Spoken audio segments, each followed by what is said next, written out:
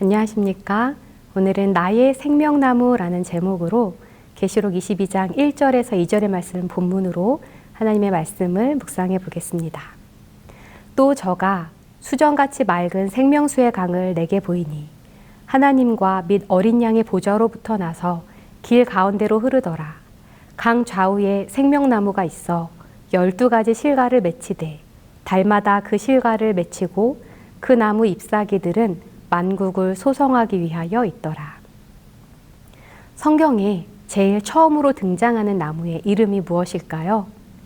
이 지구상에 있는 많은 나무들 중 성경의 이름이 가장 처음으로 나오는 나무는 바로 에덴 동산의 중앙에 위치해 있었던 생명나무입니다. 그리고 두 번째로 나오는 나무는 선악을 알게 하는 나무입니다. 그리고 우리는 두 나무의 실과를 같이 먹을 수 없습니다.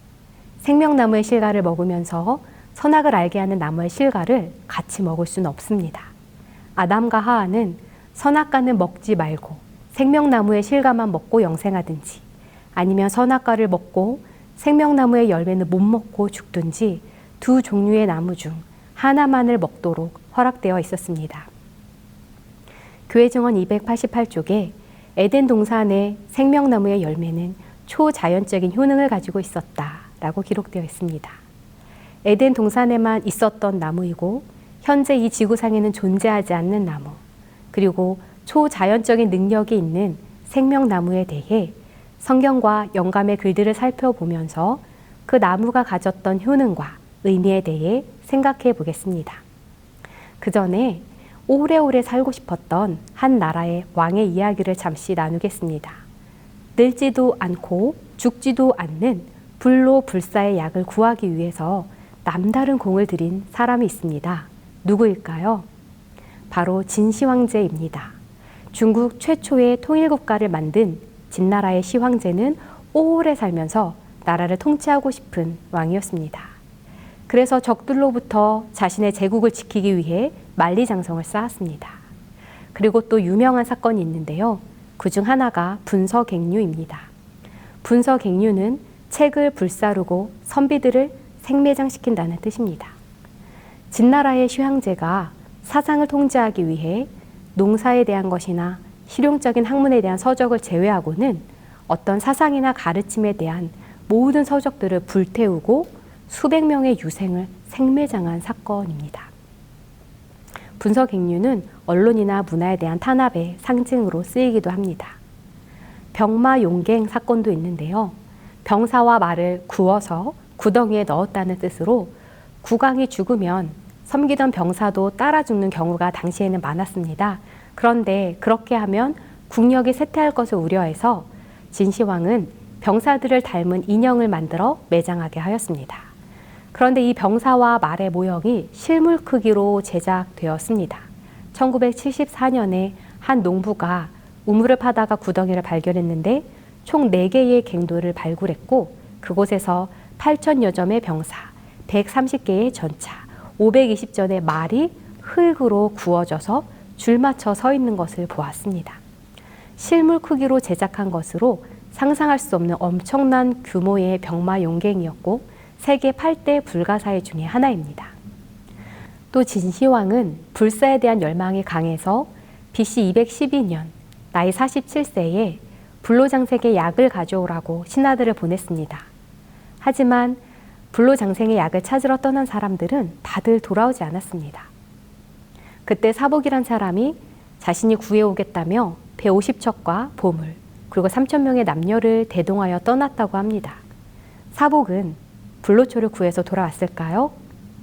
금강산, 지리산, 제주도를 떠돌다가 일본에 정착하여 왕이 되었다는 설이 있습니다. 기다려도 오지 않는 사복을 기다리다가 50세의 진나라 시황제는 죽음을 맞이했습니다. 중국 최초의 통일제국을 세운 진나라의 수명은 불과 16년에 불과했습니다. 만리장성과 아방궁 진시황릉, 그리고 실용서를 제외한 모든 책을 불태우고 유생들을 생매장한 분서갱류는 시황제의 권력을 지켜줄 것으로 믿었지만 결국 진나라는 16년 만에 쇠퇴하였고 16년이란 숫자 앞에 허무하지 않을 수 없습니다. 그런데 진시 황제가 그토록 찾던 불로초, 영생을 주는 나무, 그것이 성경에 소개되어 있습니다. 생명나무입니다. 본문의 말씀을 다시 한번 읽겠습니다. 또 저가 수정같이 맑은 생명수의 강을 내게 보이니 하나님과 및 어린 양의 보좌로부터 나서 길 가운데로 흐르더라.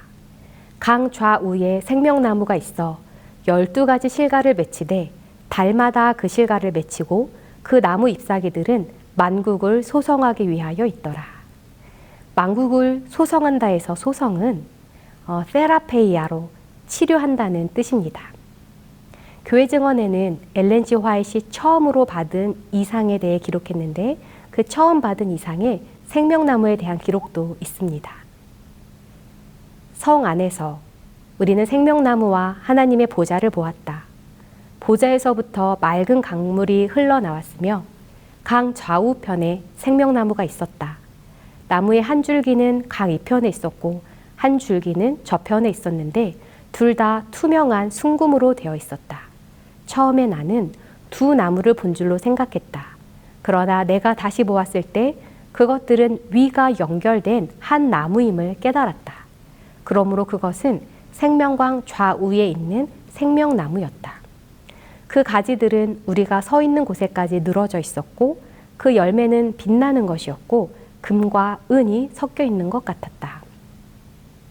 성경과 예언의 신에 설명된 생명나무는 이 땅에서 보는 나무로는 상상이 되지 않는 정말 특별하고 신기한 나무입니다. 생명나무는 총 12번 성경에 나옵니다. 그 중에 3번은 창세기에, 그리고 잠언에 4번, 계시록에 4번, 에스겔에 1번, 총 12번 나오는데요. 이 중 잠언에 나오는 생명나무는 하늘에 있는 생명나무와는 상관이 없는 나무입니다. 에스겔에는 생명나무가 아니라 과실나무로 나오고요. 그래서 저희는 이 성경 중에 창세기의 기록을 살펴보겠습니다. 생명나무에 관한 최초의 기록입니다. 여호와 하나님이 그 땅에서 보기에 아름답고 먹기에 좋은 나무가 나게 하시니 동산 가운데에는 생명나무와 선악을 알게 하는 나무도 있더라. 이 나무는 특별한 효능이 있었습니다. 그 동산 가운데는 생명나무가 있었는데 그 나무는 다른 모든 나무보다 훨씬 찬란하였다. 그 열매는 금과 은으로 된 사과처럼 보였으며 그 열매는 생명을 영속시키는 것이었고 그 잎은 치료 성분을 함유하고 있었다. 영원히 생존하려면 사람은 생명나무의 열매를 계속 먹어야 하였다. 이것을 박탈당하면 그의 활력은 점차로 사라져 마침내 생명이 소멸될 것이었다. 이 생명나무의 효능은 그것을 먹는 사람들로 하여금 영원히 살게 하는 것이었습니다. 약초와 과일에 각각의 효능이 있지요. 사과를 먹으면 의사가 필요 없다고 하고 토마토가 익어가면 의사 얼굴은 파랗게 질려간다고도 합니다. 생명나무는 영생을 주는 정말 신기한 나무였습니다. 생명을 영원히 지속시키는 능력이 있는 이 생명나무는 무슨 나무이며 그것이 사람을 영원히 살 수 있게 하는 이 신비한 능력을 어떻게 이해해야 할까요? 자칫 오해하거나 혼란스러울 수 있는 부분이 있습니다. 생명나무에 효능이 있고 그것을 먹으면 영생한다고 하니 그러면 저 천국에서 우리가 영생을 얻는 것이 이 열매를 먹어서인가 생각이 될 수도 있습니다. 그런데 성경에서 면류관은 우리가 천국에서 받게 될 상급을 의미하고 또한 천국에서 진주문은 고난을 당하심으로 우리에게 천국이 되어주신 값진 진주 대신 예수님을 상징하는 것처럼 이 생명나무 또한 천국에 실제하지만 이 나무 또한 우리에게 영생을 주시는 예수 그리스도를 상징한다는 것을 기억해야 합니다. 생명나무는 예수 그리스도를 상징합니다. 에덴 동산에 있었던 생명나무 실과는 초자연적인 효능이 있었다. 그것을 먹으면 영원히 살 것이었다. 생명나무는 위대한 불멸의 근원이신 분의 표상이다. 성경에는 예수님을 표상하는 것들이 많이 있습니다. 유월절 어린 양도 예수님을 표상합니다. 유월절은 이스라엘 백성의 명절로 어린 양의 피를 문설주와 좌우 임방에 바르면 그 집에는 죽음이 이르지 않는다는 하나님의 약속과 구원을 기념하기 위한 날입니다. 즉 어린 양의 피가 그 집의 피를 대신하고 그 어린 양의 희생을 당함으로 그 집안이 구원을 얻는 것인데, 여기서 우리는 그 어린 양이 그 집을 구원했다고 하지 않습니다. 그 어린 양이 예수님을 상징한다는 것을 잘 압니다. 또 실물교훈에 보면 요셉도 예수님의 생애를 표상한다고 나옵니다.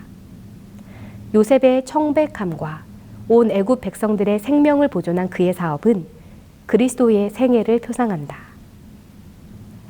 요셉은 노예로 팔렸으나 그 형들을 다 용서하고 그 온 가족이 기근에 죽지 않고 고센 땅에서 잘 거류할 수 있도록 가족들을 구원하였습니다. 이 요셉도 생명을 주시는 그리스도를 표상한다고 말합니다. 생명나무도 예수님의 표상으로 이해하셔야 합니다. 생명은 예수님이 주십니다. 먹으면 영원히 살게 하는 생명나무는 바로 예수님을 상징하는 것입니다. 저 하늘에 가면 이 땅에서는 보지 못한 정말 신기한 나무가 있는데, 열매는 금과 은처럼 빛나고 달마다 다른 과일을 맺는 신기한 나무가 있다라는 것이 복음이 아니라, 생명을 주고 그 잎사귀는 만국을 치료하는 그 나무는 바로 우리에게 생명과 치유를 주시는 예수님을 상징하는 것이고, 우리에게 그런 생명나무 대신 예수님이 계시다는 것이 복음입니다. 엄마가 주신 미역국을 먹으며 엄마가 싸주신 반찬들을 먹으며 엄마의 사랑에 감사하듯이 생명나무 아래서 생명나무의 과실을 먹으며 저희는 예수님께서 주신 생명에 감사와 찬송을 드리게 될 것입니다. 생명나무와 관련하여 저희가 잊지 말아야 할 나무가 하나 더 있습니다. 그것은 바로 십자가 나무입니다. 아담과 하와가 선악과를 따먹고 범죄 후 하나님은 그들이 생명나무에 접근하지 못하게 하셨습니다. 그런데 저희가 저 하늘에 가면 다시 생명나무의 실과를 먹게 된다고 말씀하셨습니다. 영광스러운 재림의 날 하나님께서 우리에게 상급으로 그 생명나무에 가까이 갈 권한을 다시 주실 것입니다. 그런데 저희가 그 생명나무로 나아갈 수 있게 된 데에는 우리 예수님의 고난이 먼저 있었기 때문입니다. 그리스도께서 우리를 위하여 저주를 받은 바 되사 율법의 저주에서 우리를 속량하셨으니 기록된 바 나무에 달린 자마다 저주 아래에 있는 자라 하였습니다. 그 시체를 나무 위에 밤새도록 두지 말고 그날에 장사하여 내 하나님 여호와께서 내게 기업으로 주시는 땅을 더럽히지 말라. 나무에 달린 자는 하나님께 저주를 받았음이니라. 예수님은 저주를 받은 자 되어 나무에 달리셨습니다. 그 나무는 십자가 나무입니다. 십자가 나무에서 우리 주 예수님께서 우리를 위하여 죄의 저주를 대신 당하심으로 우리에게 영생의 길을 열어주셨습니다. 예수님이 바로 생명나무입니다. 예수님의 십자가는 태초부터 세워진 구속의 계획이었습니다. 내가 너로 여자와 원수가 되게 하고 내 후손도 여자의 후손과 원수가 되게 하리니 여자의 후손은 내 머리를 상하게 할 것이요 너는 그의 발꿈치를 상하게 할 것이니라 하시고, 예수님은 발꿈치를 상하게 되는데 이것이 십자가 사건을 예표합니다. 그리고 사탄은 머리를 상하게 될 것이라고 하였습니다. 이것은 예수님의 최후 승리와 사탄의 멸망을 뜻합니다. 저는 예수님의 십자가 계획을 밝히신 원복음과 에베소서의 하나님의 전신갑주를 연결하여 묵상하기를 좋아합니다. 구원의 투구와 성령의 검, 곧 하나님의 말씀을 가지라. 투구는 머리를 보호하는 것입니다. 즉 생명을 보호하는 것입니다. 자전거를 타거나 오토바이를 탈 때 헬멧은 필수로 착용해야 합니다. 그것이 우리의 머리를 보호하기 때문입니다. 작업 현장에서는 안전모를 써야 합니다. 머리를 보호하기 때문입니다. 우리 앞에는 시련과 재난과 어려움이 있을 것입니다. 그러나 구원의 투구를 쓴다면 우리의 머리는 보호될 것입니다. 그런데 원복음에서 보듯이 머리가 상하지 않는다는 것은 특별한 의미가 있습니다. 그것은 최후 승리입니다. 반대로 머리가 상하게 되는 것은 멸망을 뜻합니다. 구원의 투구가 우리에게 있다는 것은 우리의 생명이 보호될 것이라는 보증입니다. 하나님은 이미 우리에게 구원의 투구를 씌워 주셨습니다. 우리는 최후 승리를 얻을 것이며 머리가 상하게 되는 건 사탄이 될 것입니다. 우리는 이미 구원을 얻었습니다. 이미 넉넉히 이기신 하나님께서 우리에게 영생과 부활의 복된 소망을 허락하셨으니 우리는 죽어도 사는 것입니다. 그것이 구원의 투구입니다. 우리는 이미 승리를 얻었습니다. 사탄은 구속의 경륜을 좌절시키지 못합니다. 사망이 우리를 이길 수 없습니다. 예수님과 생명에 대한 성경 구절 몇 구절을 소개합니다. 그 안에 생명이 있었으니 이 생명은 사람들의 빛이라. 아버지께서 자기 속에 생명이 있음 같이 아들에게도 생명을 주어 그 속에 있게 하셨고 예수께서 이르시되 나는 부활이요 생명이니 나를 믿는 자는 죽어도 살겠고 예수께서 이르시되 내가 곧 길이요 진리요 생명이니 나로 말미암지 않고는 아버지께로 올 자가 없느니라. 예수님만이 우리의 생명이 되어 주십니다. 그래서 성경의 생명나무는 우리 예수님을 상징합니다. 그리고 성경은 생명나무의 열매뿐 아니라 잎사귀도 효능이 있다고 합니다. 강 좌우가에는 각종 먹을 과실나무가 자라서 그 잎이 시들지 아니하며 그 잎사귀는 귀한 약재료가 되리라. 엘렌 화이트는 우리가 하늘에서 생명나무 잎사귀를 먹을 것이라고 말합니다. 기린이 나뭇잎을 먹는 것처럼 잎사귀를 먹을까요? 아니면 그 잎으로 차를 끓여 먹을까요? 생명나무의 잎사귀를 먹는다는 것은 어떤 의미인지 영감의 글은 이렇게 설명합니다. 하나님의 말씀은 생명나무의 잎사귀와 같다. 성경을 연구하는 것은 생명나무의 잎사귀를 먹는 것이다. 약재료가 되는 생명나무의 잎사귀는 하나님의 말씀, 성경입니다. 신약과 구약이 정말 약재료가 됩니까? 하나님의 말씀이 여러분에게 양약이 됩니까? 네, 그렇습니다. 제가 목회를 하고 13년 차에 처음으로 담임 목사로 발령받았습니다. 그리고 한 달에 한 번 정도 설교하다가 이제 일주일에 3번 설교하는 게 쉽지 않다는 걸 체감하면서 좌절감을 느꼈습니다. 설교 한 편을 작성하는데 하루 만에 되지 않습니다. 그런데 방문도 하고 다른 교회 사무도 보다 보면 이틀의 설교 한 편, 어쩔 때는 하루에 설교 한 편씩을 준비해야 주 3회 설교를 할 수 있습니다. 일주일에 3번 설교를 준비하면서 쩔쩔매는 저를 보며 저는 좌절감과 패배감을 느꼈었습니다. 또한 처음으로 하는 단독 목회였기 때문에 긴장도 많이 한 상태였습니다. 그때 제가 읽은 성경 말씀은 창세기 14장에 살렘 왕 멜기세덱이 전쟁에서 승리하고 돌아온 아브라함에게 한 축복의 말씀이었습니다.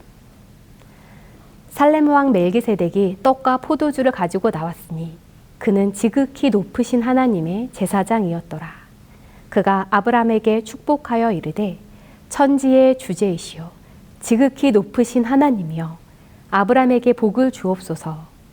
너희 대적을 내 손에 붙이신 지극히 높으신 하나님을 찬송할지로다 하매 아브라함이 그 얻은 것에서 10분의 1을 멜기세덱에게 주었더라. 이 말씀에 지극히 높으신 하나님이 3번 반복하여 나옵니다. 엘 엘리온의 하나님입니다. 지극히 높으신 하나님이라는 말이 제 눈에 확 들어오면서 상당히 마음이 든든했습니다. 두려울 게 없었습니다. 지극히 높으신 하나님이 나와 함께 계시면 그 하나님 앞에 해결되지 못할 일이 없다는 생각에 안심이 되고 여유가 생겼습니다. 이 말씀을 읽고 묵상하다 보니 하나님께서 제게 이렇게 말씀하시는 것을 느낄 수 있었습니다. 너의 부족, 내 앞에 맡겨진 과업들, 내가 내 손에 넘겨줄 수 있는 거야. 그것들에 너가 얽매여 쩔쩔매지 않고 너가 그것들을 잘 해결하고 대응할 수 있도록 내가 해줄 거야. 내가 너의 염려보다 높고 너의 대적보다 높고 너의 부족보다 높아. 그런 문제들 네 손에 내가 넘겨줄 거야.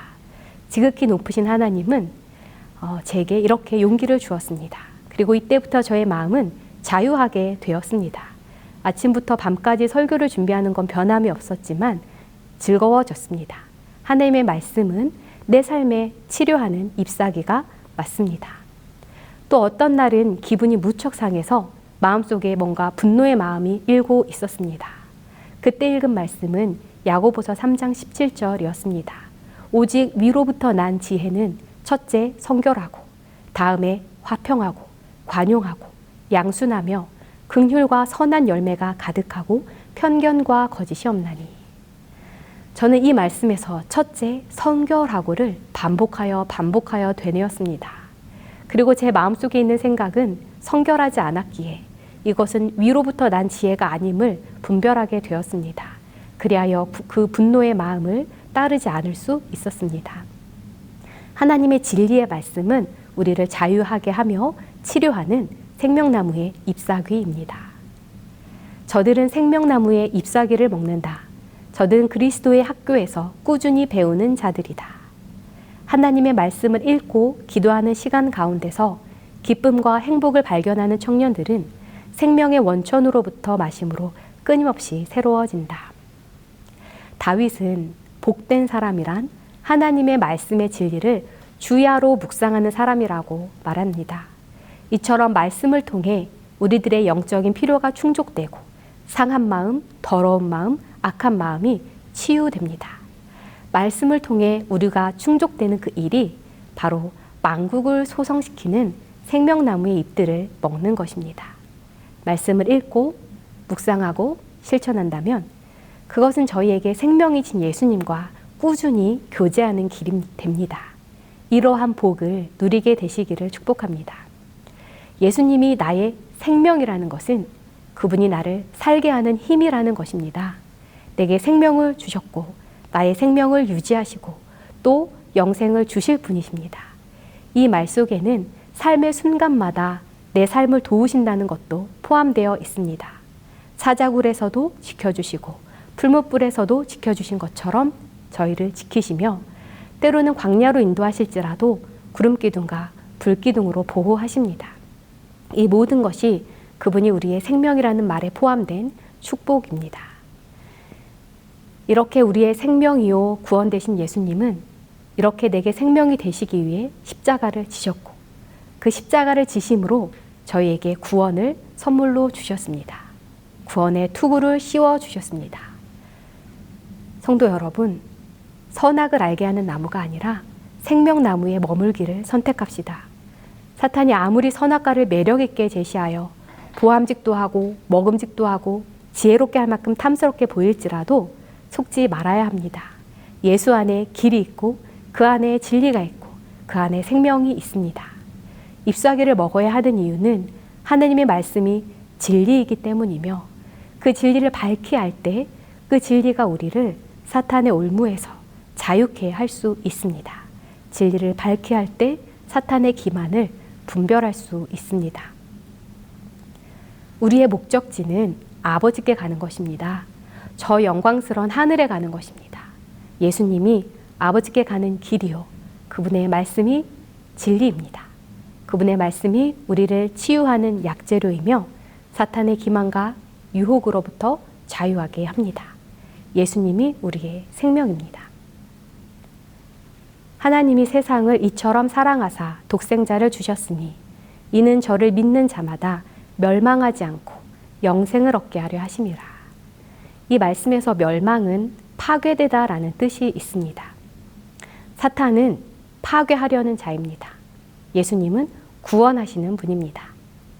인류에게 흑암과 슬픔과 고통과 파괴를 가져다 주는 사탄과 그리고 그것을 막고 계시는 그리스도를 분별할 수 있어야 합니다.